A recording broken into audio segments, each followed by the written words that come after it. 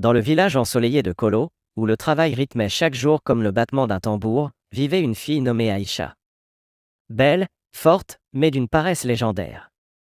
Tandis que les autres tissaient le coton et travaillaient le champ, Aïcha passait ses journées à l'ombre du grand manguier, à regarder les nuages, ses mains aussi lisses que les galets de la rivière. On l'appelait, à voix basse, Aïcha qui attend le miracle. Un jour, la grande fête de la moisson approcha. La chef du village décréta que chacun devait préparer des perles d'arachide et de délicieuses friandises qui exigeaient des heures de pilage et de cuisson. Tout le village s'y mit avec joie. Sauf Aïcha. Elle se dit, pourquoi transpirer? Le miracle, il suffit de l'attendre un peu. Elle attendit.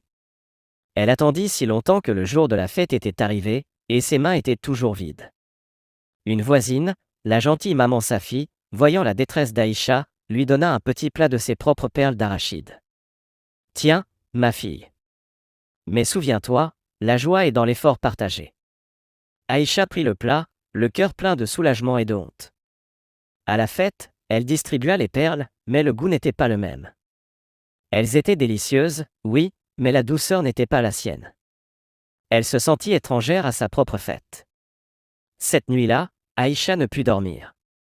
Elle se leva bien avant le soleil. Elle prit un sac d'arachide et commença à piler. C'était dur. Ses muscles étaient faibles, ses mains lisses s'écorchaient. Elle pleura un peu de douleur, mais elle continua. Elle pila, elle mélangea, elle fit cuire.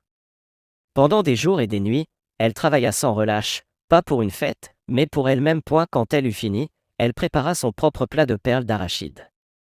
Elle en offrit une à maman Safi. La vieille femme croqua et sourit, ah. Celle-là a le goût de la fierté, ma fille.